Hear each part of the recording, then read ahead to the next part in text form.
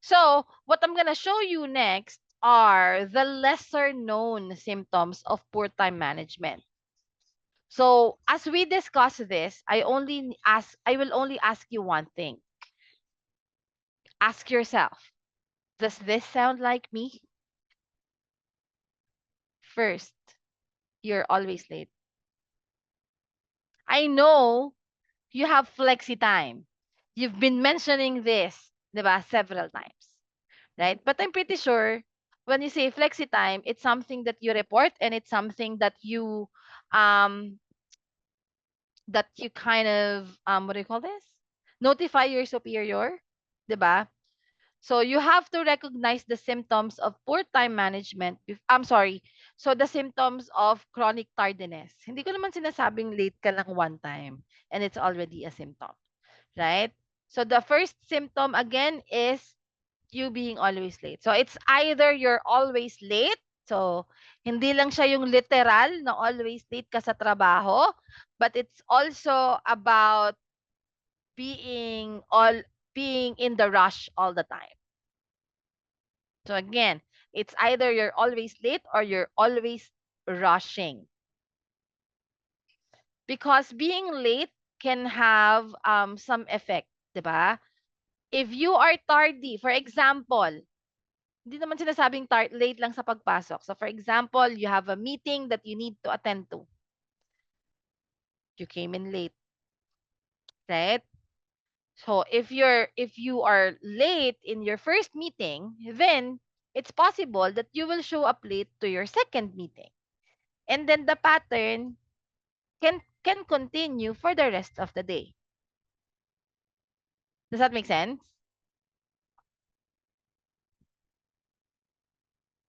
Now, ano ba yung ibig sabihin nito? So,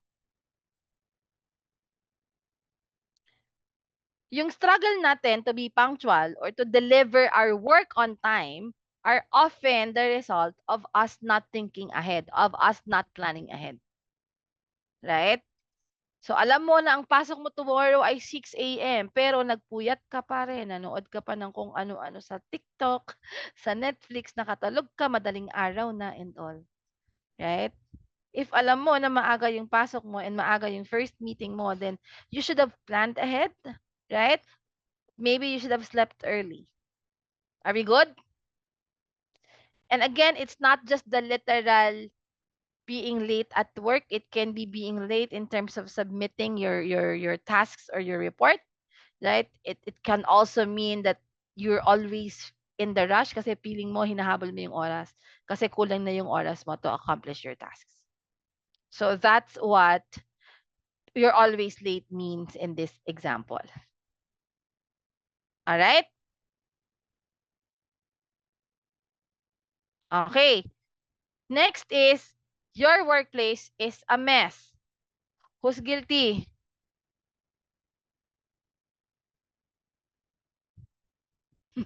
Si Mickey, si Sir Jason. Ayan, ito maraming nakaka-relate dito, 'di ba?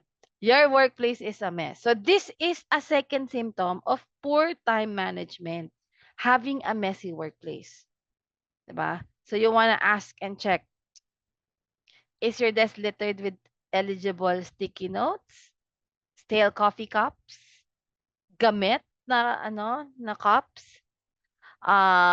Is your paper or are the files organized in the cabinets and all? Right? Ano ba yung ibig sabihin ng messy workplace? 'Di ba? If your workplace looks like a tornado just passed by, 'di ba? Sir Jason, Sir Ron, Nel, 'di ba? Yung tipong may dumaang bang bagyo dito? Right? Yung table mo or yung desk mo parang ganon, 'di ba? Then you might be falling prey to procrastination. Naalala niyo yung discussion natin about procrastination? You keep on delaying it. That's what procrastination means. 'Di ba? Sabi niyo gusto niyong ayusin, gusto niyong linisin and all, pero hindi laging natutuloy. So that can be a symptoms of procrastination. Okay? Um, or siguro hindi mo lang talaga siya pina-prioritize. Puwedeng hindi mo lang pina-prioritize yung pag-o-organize nung mga bagay-bagay, 'di ba, in your workspace, right? Guys, alam niyo ba na minsan kapag madumi or magulo, hindi naman madumi, I would say ano lang, magulo lang, can also clutter your mind, 'di ba? Kasi your messy work environment may become or can become your source of distraction, eh, right? Your cluttered environment can become your distraction at work, right? So minsan medyo mahirap mag-focus 'pag may mga gano'ng bagay. Okay? So you have to make sure that again, we talked about this. Make sure that our workplace clean, is clear from any distractions so that we can focus on the tasks at hand. If we're focused on the tasks at hand, it will be a lot easier for us to accomplish it on the time we've allotted in accomplishing that task. Are we clear? Okay. The third one is you're breaking, oh my God, or neglecting commitment. Okay? So, yung third symptom, pwedeng you're breaking or neglecting the commitments to your team or worse to your boss. So, meaning you are already failing to deliver what you promised. You are failing to deliver your responsibilities already. All right? Now, sometimes naman you breaking or neglecting the commitments can already be a sign that you always overcommit yourself. Baka naman nasosobrahan ka na sa pagko-commit sa mga bagay-bagay, sa mga workload. Oo ka na lang ng oo. So ending, nasasayang, nababalewala, hindi mo na natutupad yung mga commitments na pinangako mo. Right? Or baka naman, imbes na i-delegate mo, inangkin mo na lang yung trabaho. Right? Imbes na sabihin mo sa boss man na, "Boss, ang dami ko na po kasing ginagawa, eh. Is this something that can wait? Is this something that can be submitted next week?" Pero hindi, you choose not to communicate to your manager, right? Or maybe you did not clarify with your manager which of these tasks you need to prioritize first, right? So, "Boss, meron po ako dito mga ginagawa. Ano ba dito yung kailangan kong unahin? Eto ba, makakahintay ba 'tong task na 'to next week? Puwede po ba 'to i-submit next month?" Yung mga tipong gano'ng kind of conversation. Okay? Are we clear? Okay. So one of the things that I would say or one of the tips that we can give you in terms of making this symptom stop, right, um, is very simple. Stop making commitments that you cannot keep. Parang don't make promises that you cannot fulfill, eh, 'no? Pero in reality, if alam mo na hindi mo naman na kayang gawin, then tell them. Para you are not gonna break any commitment. Kasi what at the end of the day, what we wanted to do is we keep our credibility, right? We don't want anything that we're doing to harm and hurt our credibility. So you have to make sure that whenever a task is given to you, don't just say yes right away. If possible, think about it, discuss, check deadlines, and see if this is something that you can commit to or not yet. Baka sabihin niyo, "Eh, paano Miss Honey wala naman kaming choice. Sino ba namang hihindi sa boss mo?" Right? Then that's when you communicate. So it's okay to over-communicate than not to communicate at all. I know ang dali para sa akin sabihin, but if you are the kind of person who's not comfortable to in terms of doing that, then maybe you have to start doing it. Okay? Are we clear? Okay, the fourth one is your performance is suffering. So at the end of this, at the end of everything that you're doing, it's you who will be impacted the most, right? If you're not able to manage your time well, then your performance would suffer, right? Because it will make you become less if because you will become less efficient, right? Which describes when you aren't working as fast as you could. Diba? That's what efficiency means. You're able to deliver fast enough, right? So pag sinabi nating nagiging mabagal ka sa trabaho, then parang, bakit nagiging mabagal na to? So distracted ba siya or whatnot, right? Or worse, you may become less effective. Ibig sabihin, you're making more mistakes than usual. Or, siguro yung quality of your work declines. Nagre-regress yung quality of work mo if we're not able to perform or manage our time effectively. Okay? Are we clear? So these are some of the lesser common symptoms of poor time management. What questions do you have for me?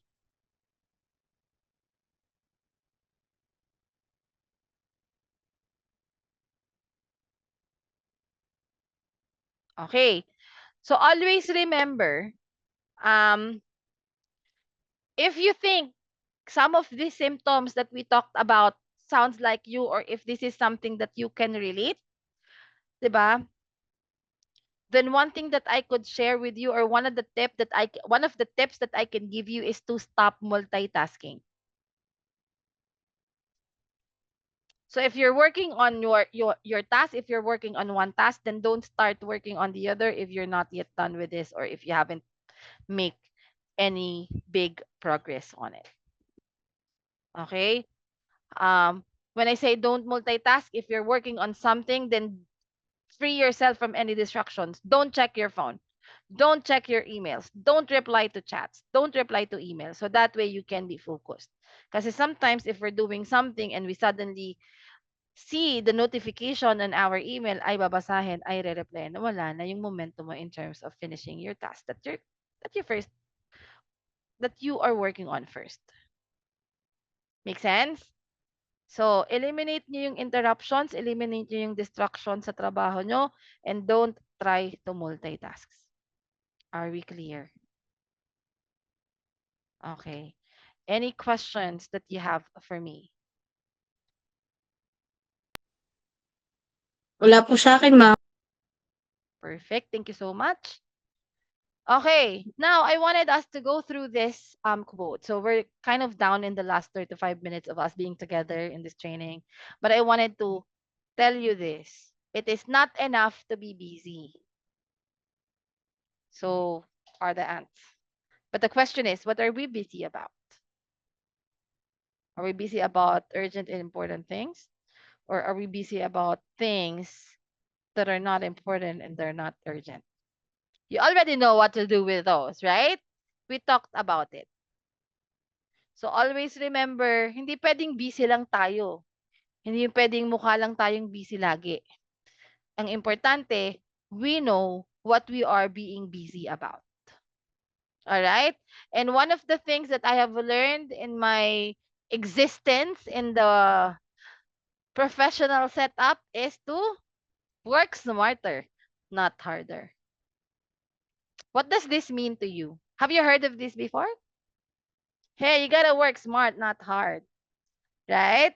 What does this statement mean to you? Yes, JR. Nag-unmute ka.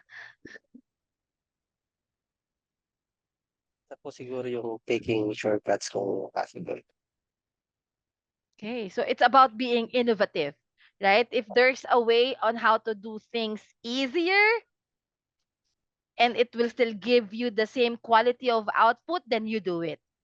That's working smart. Yes. Okay, what about the others? Anyone? Okay. So when we say work harder, 'di ba?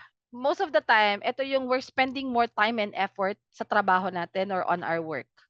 Tama? But when we work smarter, we kind of identify and resolve inefficiencies to do the same amount of work in less time. Sabi nga ni JR, if there is another way on how to do this, kasi gusto mong mas mapadali, mas mapabilis, then you take that route. Kasi same amount of quality din naman yung mapoproduce mo. So, you have to let go of the mindset that working longer hours is always better. Because gone are those days. 'Di ba lagi natin sinasabi, magstay ako. 'Di ba? Alam niyo yung old saying na they always stay late sa trabaho, ibig sabihin masipag sila and all. That's not true, right? Again, it's always about what you are being busy about. That matters, not how long you work for it, right? So we have to set a healthy boundaries of your work hours and look at ways that can help you achieve more within those boundaries. So you have to measure your productivity as well by what you achieve in a set amount of time, not on how many hours you work for it. All I need are some better days. Yeah. All I need are some better days. 'Cause all I want, and I pray, I believe in the better days.